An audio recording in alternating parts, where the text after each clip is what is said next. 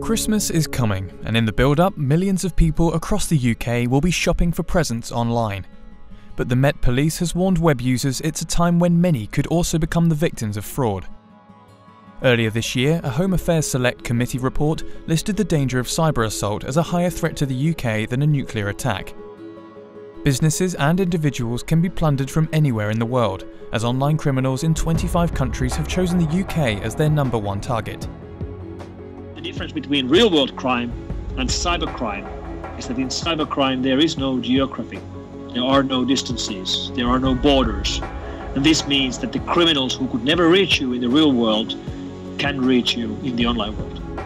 And experts inside the technology and security industries admit they're struggling to catch up with the cybercriminals. Even the most advanced tools inside the security industry right now really aren't adequate to defend an organisation. They're fighting a losing battle at the moment. The cybercriminals are 5–10 years ahead of where the security industry is at the moment. But with cybercrime costing the UK an estimated £81 billion in the last financial year, and reported crimes up by 60%, the overall effect such attacks have on the country cannot be underestimated. It's the very economic well-being of the UK that's at stake here ultimately. But are we really falling into an online black hole of unseen and unstoppable internet crime? IB Times UK looks to demystify the dangers businesses and individuals face from online attackers and what steps can be taken to be more secure.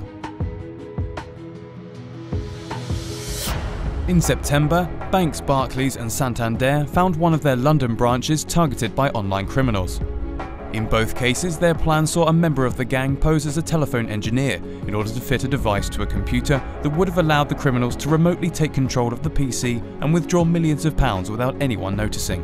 Despite being foiled by police, these two attempted heists highlighted how modern criminals often look to steal money not in the real world, but online.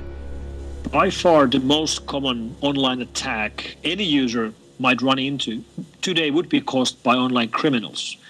Sure, there are other kinds of attackers as well, but online crime is by far the single largest source of online attacks, and that includes hacking, malware attacks, phishing, and so on. It turns out money-making does motivate people, and if you can become rich by writing malware or launching online attacks, obviously someone's going to do it. In recent years, online criminals have got smarter.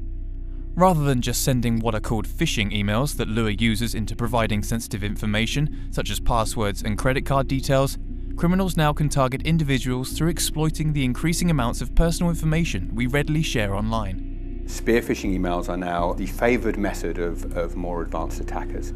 So the difference between a spear phishing email and a phishing email is a spear phishing email will use information that you have left public or left exposed in some way about yourself. Now that can be about from one of those social media sites. It could be an interview you've done in media where information's revealed about yourself there. What the attacker's looking for is enough information about you to make sure that you're going to trust them when they do get in touch with you. Because people put so much information out there on social networks, they give it to every company they sign up for. They now have to give an email address, phone number, physical address. Their information is in so many different places online. Because we're living a digital life now, it's very, very hard for people to kind of think to themselves, well, how am I going to protect this? It's become so spread out and so disparate that it's very hard for people to secure themselves online unless they take themselves offline completely and decide, well, I'm not going to share anything. Then it's going to be tough for them to protect their information. The key thing is to start by understanding what the important bits of information are within a business, because actually you could turn it into a Fort Knox scenario, but it would just become extremely difficult to undertake your business, and it would be totally impractical. And so the key is to have levels of information, some of which are very well protected, and others that are less important, less well protected. And then have the ability to lock down areas if there is a cyber attack and your firewalls are penetrated, because there will be penetration at some point, because this is an evolving thing and it's a constant race against those that are trying to attack you. So if you've got those procedures in place, you can then look at educating your employees in the workforce around the ways in which they handle information as well. Whilst the banks and multinationals can beef up their cybersecurity, this isn't an option for small to medium enterprises. Earlier this year, a report from the Federation of Small Businesses revealed that cybercrime costs small firms around £785 million a year. FSB Chairman Mike Cherry explained why small businesses don't have the resources to implement such security measures. They don't have access to the knowledge and information that large businesses may have. They certainly don't have a specific cyber resource or IT department that they can rely on for help. And when you're running your own business, you have to deal with the day-to-day stuff before you obviously think about the inevitable problems that a cyber attack could have on the business. The damage to the UK economy from cybercrime seems severe. There are calls for the government to not only raise awareness, but create a more effective police response. I think government is particularly bad at communicating, particularly with small businesses, and they certainly do need to be making sure that they take the necessary steps to raise awareness of this issue, alongside many other issues, not least of all just cybercrime, but also crime against business more generally. What really is lacking nowadays is the cooperation between local law enforcement in various different countries. With cybercrime, it might be very hard to see what's big, because you might have, let's say, a banking Trojan case where one law enforcement agency in one country is investigating a case and they find a victim in another country, a grandmother who's lost £1,000. That's not big enough to start an international cybercrime investigation involving multiple different countries. It's £1,000, who cares? But of course, it's not one grandmother in one country. It typically ends up being thousands of those, tens of thousands of those, and the overall picture could be big enough to justify a large international investigation, but it's often very hard to see the big picture. But UK law enforcement of online crime faces a funding crisis. Commissioner Adrian Leppard of the City of London Police has warned that a quarter of the 800 specialist internet crime officers could be axed as spending is cut. We asked Security Minister James Brockenshire whether attempts to combat cybercrime were being undermined by the government's austerity measures. Well, we've committed £63 million as part of the National Cybersecurity Programme to focus on specialist resources and capabilities to be able to respond to the online threats and challenges. Part of that is the building up of resource within the Police Central E-Crime Unit and also from the SOCA Serious Organised Crime Agency's Cyber Unit. Now we're bringing them together within the National Cybercrime Unit to really up our game further. So there is a real focus on policing, on really tackling some of these organised crime groups that are preying on business, they're preying on us also as individuals. That's something we do take very seriously and why the funding as part of our National Cybersecurity Programme has been committed and where our focus lies. Despite government measures to tackle cybercrime, online criminals will continue to find new ways to exploit our online activities.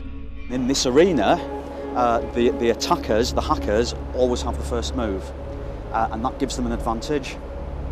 For that reason, whether it's individually, commercially or at government level, we have to be on top of our game and ahead if we're going to stay safe and secure, because those who are seeking to attack us, exploit us and find our vulnerabilities have the advantage of the first move.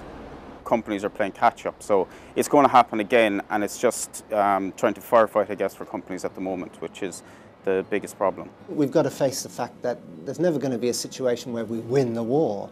What we're talking about here is people who are using technology for illegal purposes, and where there's an opportunity, you'll always get people who try to find an illegal opportunity there as well. And the key really, a bit like housework, you've got to keep doing it, you've got to redo it every week. You're never going to win the war against dust, but what you can do is manage the infiltration of dust and cobwebs and the rest of it by constantly, reviewing your security strategy and applying new technologies as they come out. So if the war on cybercrime can't be won, what steps can be taken to reduce the damage it causes? Experts propose that individuals need to be educated as to how cybercriminals will look to target you. There's really no hope in trying to defend yourself against these attackers if you don't know and if you don't understand who you're fighting and what their motives are. When I was younger, there was a thing called the cycling proficiency scheme, and I'd like to see a government-sponsored, government-supported scheme along the lines of cycling proficiency, bikeability, for cyber proficiency, cyber ability. It's very, very important that we raise the level of skill of our children, because the more competent they are online, and that includes being safe and secure, the better employees they're going to be in the digital economy in 10, 15 and 20 years' time. Because the whole of society is digital now, and that's not just the workplace, it's not just the home, it's the economy itself too. From the government down to the individual, responsibility needs to be taken to protect users from online attacks. And if future generations, the digital natives who are coming online at a young age, can be properly educated, the black hole of online crime can be kept in check.